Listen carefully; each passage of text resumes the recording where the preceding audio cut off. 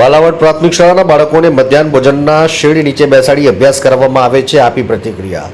છોટાઉદેપુર જિલ્લો મધ્યપ્રદેશને અડીને આવેલ જિલ્લો છે ને આવા જ છેવાડાના વિસ્તારો આવેલા છે કે ગામમાં બાલાવડ ગામની એક જ શાળાની મુલાકાત લીધી, જ્યાં ચોંકાવનારા દ્રશ્યો જોવા મળ્યા. બાળકો જર્જરિત બેઓરડાના ઓટલા પર બેસી મધ્યાહન ભોજન લઈ રહ્યા હતા, જેની છત પર પાણી પડી રહ્યું હતું.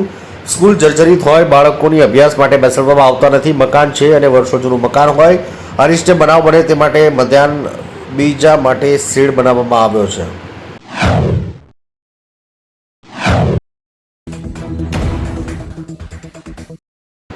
આજવા સરોવર છલોછલ ભરાયું, નાગરિકોએ ડરવાની જરૂર નથી. આજવા સરોવર ચોમાસામાં ફરી એકવાર છલોછલ ભરાયું. આજવા સરોવરની સપાટી 211.52 ફૂટે પહોંચી. આજવા સરોવરમાંથી વિશ્વામિત્રી નદીમાં 1000 ક્યુસેક પાણી છોડવામાં આવી રહ્યું છે. આજવા સરોવરની સપાટી 211 ફૂટ થશે ત્યાં સુધી પાણી છોડાશે.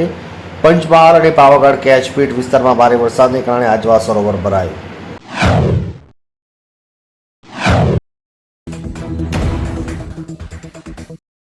ખંભાળિયા દ્વારકા જિલ્લામાં મોરજરથી ફોટલી ગામ વચ્ચે આવેલ રસ્તા પરનો બ્રિજનો એક ભાગ તૂટ્યો. દ્વારકા જિલ્લામાં બ્રિજ તૂટવાની ઘટના આવી સામે. દેવભૂમિ દ્વારકાના જિલ્લાના ફોટલી ગામ નજીક બ્રિજ તૂટ્યો.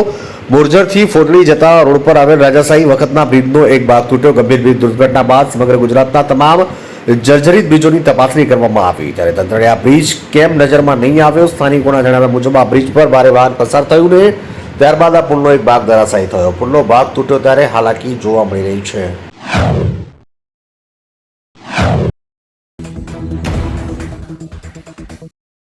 શહેરમાં જિલ્લા પંચાયતના પ્રમુખ નિર્મળાબેન ગાયના અધ્યક્ષસ્થાને 46 વિદ્યા સહાયકોને નિમણૂક પત્રો એનાયત કરાયા. ડાંગ જિલ્લાની ધોરણ 1 થી 5 સુધીની શાળાઓમાં ડાંગ જિલ્લાની પંચાયતની નિર્મળા ગાયના અધ્યક્ષસ્થાને ગુજરાત વિધાનસભા નાયબ મુખ્ય દંડક વિજયભાઈ પટેલ, જિલ્લા પંચાયત શિક્ષણ સમિતિના ચેરમેન બીબીબેન ચૌધરી, જિલ્લા વિકાસ અધિકારી કેએસ વસાવાની ઉપસ્થિતિમાં કુલ 46 જેટલા નવનિયુક્ત વિદ્યા સહાયકોને નિમણૂક હુકમપત્રો એનાયત કરવામાં આવ્યા હતા.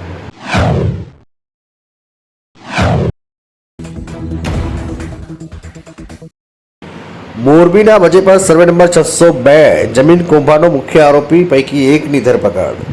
મોરબીની ચકચારી વજેપર સર્વે નંબર 602 જમીન કૌભાંડના આરોપીની ધરપકડને લોકો કાગ દોડે રાહ જોઈ રહ્યા છે. ત્યારે આ જમીન કૌભાંડના મુખ્ય આરોપી પૈકી એક આરોપી સાગર કુલદરિયાની ધરપકડ કરાઈ છે. 1 તારીખ સુધીના કોર્ટે રિમાન્ડ મંજૂર કર્યા છે.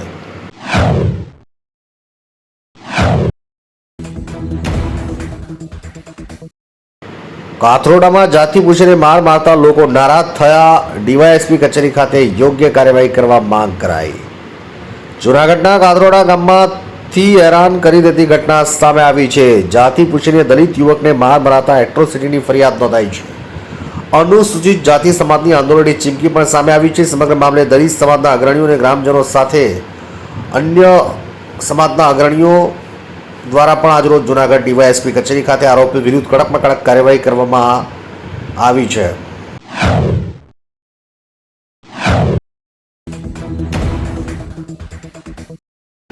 રાજપીપળા નવા ફળિયા કોલોની પાસે એક ઝાડ ઉપર એક વાંદરીનું બચ્ચું ડીપી પર કૂદકો મારતા ચોંટી ગયો. Video viral.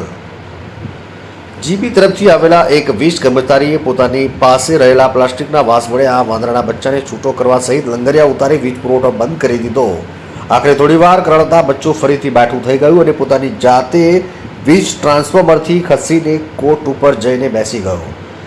જ્યાંથી તે બરાબર ચાલી શકતો નહોતો, પરંતુ વાંદરી ત્યાંથી આવીને કૂદીને પોતાના બચ્ચાને ત્યાંથી લઈ જઈ રહી હતી. ત્યારે સૌના સહિયારા પ્રયાસથી વાંદરાના બચ્ચાનો જીવ બચી ગયો છે.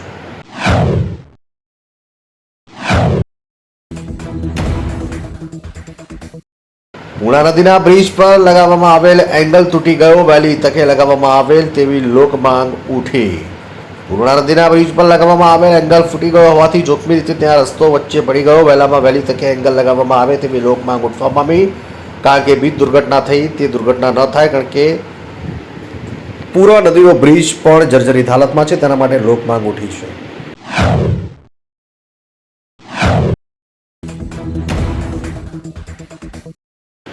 સુરેન્દ્રનગર સિટી સર્વે ઓફિસમાં પૈસા લેતા હોવાનો આક્ષેપ સાથે અરજદાર જસવંતભાઈ ડેલીવાળાએ વિડીયો વાયરલ કર્યો. સુરેન્દ્રનગર સિટી સર્વેની ઓફિસ ઉપર ગંભીર આક્ષેપ થઈ રહ્યા છે. ખુલ્લી લૂંટ કરવામાં આવી રહી છે, જેની જૈન અગ્રણી જસવંતભાઈ નટવરભાઈ ડેલીવાળાએ 2.5 વર્ષથી ધક્કા ખાયા છે. સિટી સર્વેની ઓફિસે ₹50,000 થી 25,000 લાંચ માંગવામાં આવી રહી છે, ત્યારે કલેક્ટર દ્વારા ગંભીર પગલાં ભરવામાં આવે અને અધિકારીઓને દૂર કરવામાં આવે.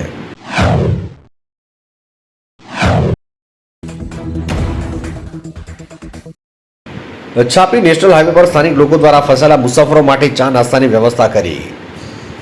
વડગામમાં મોડી રાત્રે પડેલા ભારે વરસાદને લઈને વડગામ પંથકમાં નીચાણવાળા વિસ્તારમાં વરસાદી પાણી ભરાતા હતા, ત્યારે છાપી નેશનલ હાઈવે પર વાહન ચાલકોએ 10 કલાકથી વધુ સમય હાઈવે પર અટવાયા. ત્યારે જિલ્લા ટ્રાફિક પોલીસ અને છાપી પોલીસે વહેલી સવારે આવી ટ્રાફિકોનું ભારે જહેમત બાદ નિયંત્રણ કર્યું હતું.